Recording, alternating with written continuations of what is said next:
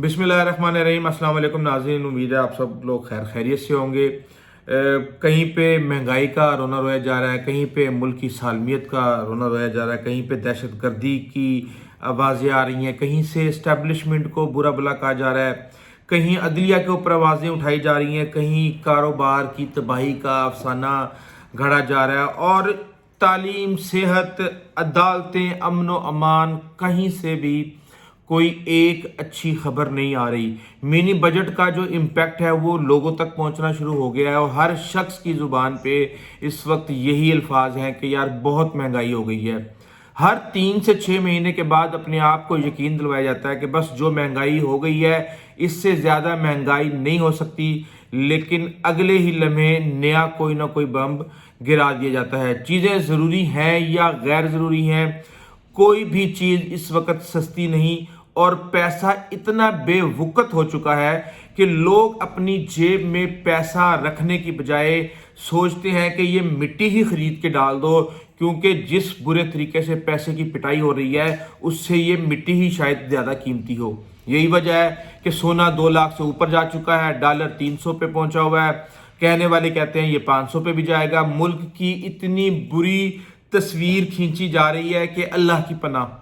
कहीं ये डराया जा रहा है कि पख्तूनिस्तान, ग्रेटर पख्तूनिस्तान का मंसूबा दोबारा शुरू हो चुका है और पठान जो है वो इमरान खान जो है पठानों की पीठ पे बैठ के एक साजिश कर रहा है। कोई खरासां की कहानियां सुना रहा है, कोई बलोचों के आज़ादी और लिबरेशन की बातें सुना रहा है, कोई सिंधु देश की कहानियां सुना रहा है, कोई कश्मीर और गिलगित बल्तिस्तान से बुरी खबरें सुनाने की कोशिश कर रहा है। खौफ व हरास का आलम है इस वक्त। मज़े की बात यह है कि इसका जिम्मेदार कौन है। इस वक्त हम इस मुकाम पे पहुंचे हैं, इसका जिम्मेदार कौन है? मैं आपको अपनी सोच बताता हूं। सबसे पहले आप किसी से भी पूछें, वो आपको ये कहेगा कि ये सियासतदान, इस मुल्क के अंदर सियासतदान हर चीज़ के, हर बुराई के जिम्मेदार हैं। लेकिन मज़े की बात यह है कि जब हम किसी भी सियासतदान पे नज़र डालते हैं तो हम देखते हैं कि वो एस्टेब्लिशमेंट की पैदावार है। हमें ऐसे लगता है कि पिछले 30 से 35 साल से हमारी एस्टेब्लिशमेंट बनाती है और फिर उसको मिटाना चाहती है और मिटा नहीं पाती, क्योंकि जिसको भी मिटाने की कोशिश करती है वो बदमाश बन जाता है और बदमाशी इस मुल्क के अंदर वैसे ही मकबूल है और वो फिर उसको पकड़ना बहुत मुश्किल हो जाता है। हम ये काम क्यों कर रहे हैं? हमने पहले अल्ताफ को बनाया, फिर उसको मिटाया, नवाज शरीफ को बनाया, उसको कई दफ़ा मिटाने की कोशिश की, वो नहीं मिट सका। मजबूरी है, उसकी काबिलियत है या उसके हाथ की लकीर है, ये लकीर है, जो भी है। वो इमरान खान को बनाया, अब उसको मिटाने के चक्कर में पड़े हुए हैं। हम कब तक बनाते और मिटाते रहेंगे? अगर हम अपनी तमाम की तमाम जो तवानाई है वो इस चीज में लगा देंगे तो इस मुल्क को कौन बचाएगा? इस मुल्क को मैं आपको बता दूं कि पाकिस्तान उस तंबू की तरह है जो सिर्फ एक किले के साथ लटक रहा है हवा के अंदर, और वो है फौज। अगर फौज नहीं तो पाकिस्तान भी नहीं। ये हमारे दुश्मन भी ये बात करते हैं और पाकिस्तान को इस मुकाम तक पहुंचाने में उस अशराफिया और एस्टेब्लिशमेंट का किरदार है और उसके अंदर सारे का सारा मुफादात का खेल है। मुफादात का क्या खेल है? हमें माफिया, हमारी अदालतें माफिया के नाम से आर्डर जारी करती हैं और बताती हैं कि इस मुल्क को माफिया चला रहे हैं। माफिया कौन है?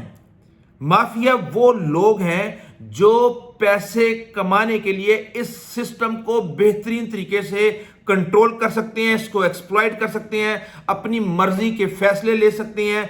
बैंक उनके कंट्रोल में है, आईपीपीज के ठेके उनको मिलते हैं, इंडस्ट्रियां की सब्सिडीज उनको जाती हैं, ब्रोकर वो हैं, रियल एस्टेट टाइकोन वो हैं, वो 25, 30, 40, 50 फैमिलियां जो सेनेट में भी आ जाती हैं, जो पार्लियामेंट में भी आ जाती हैं। कानून साजी भी उन्होंने करनी है और उन्होंने इस 23 करोड़ जो हजूम है, जो रेवड़ है, उसको हाँकना है और खेल खेलना है कि अब इस पे गुस्सा उतारो, 3, 4, 5 साल खाल उतारो और उतार के नया बंदा ले आओ, پرانے کا غصہ چلو ٹھیک ہے جی، جمہوریت بہترین انتقام ہے، اس کو فارغ کر دیا، اور اس کے بعد نیا مافیا آ گیا، وہ بھی وہی کام شروع کر دیتا ہے، پھر اس کو 3-4 سال کے بعد ہٹاتے ہیں، پھر کسی اور کو لاتے ہیں، کسی کو جیل میں ڈال کے عوام کا غصہ ٹھنڈا کرنے کی کوشش کرتے ہیں، لیکن کچھ نہیں چل رہا اس ملک کے اندر۔ اور ہم اس وقت جن حالات کے اندر ہیں، ہم نے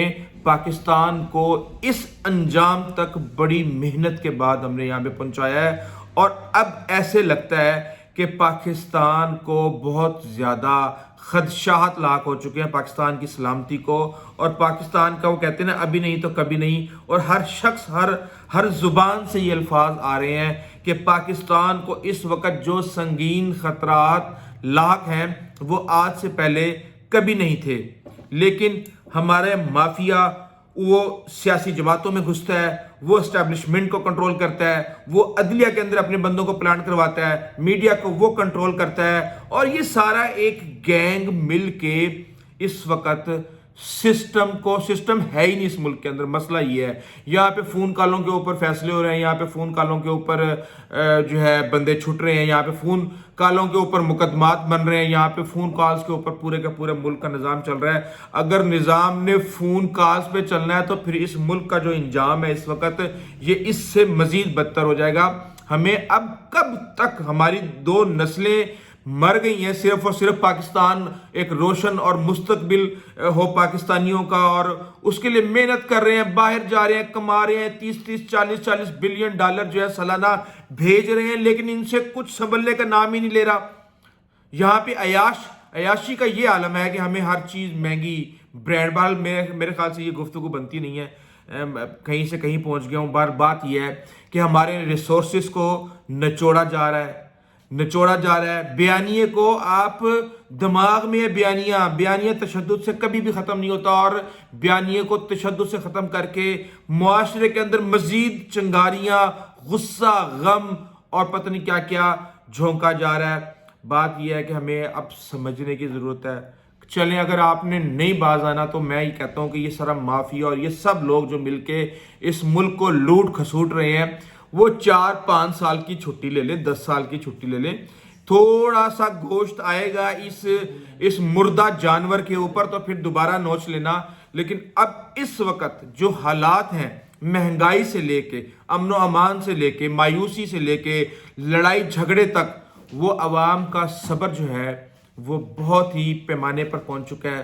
اور ویڈیو کے اینڈ میں صرف اتنا کہوں گا کہ ہماری بدنصیبی دیکھیں کہ یہ سرزمین جس کے اوپر ہم رہتے ہیں، یہ انقلاب کے لیے بھی بنجر ہے، جہاں پہ 1.5 سے 2000 سال کی تاریخ اٹھا کے دیکھ لیں، یہاں انقلاب نہیں آیا۔ جہاں انقلاب پہلے آئے تھے وہاں آ چکے ہیں ہم اس طرف سے بھی ہمارے لیے مایوسی ہے۔ بہرحال آج تک کے لیے اتنا ہی، آئندہ تک اجازت دیجیے، اللہ حافظ۔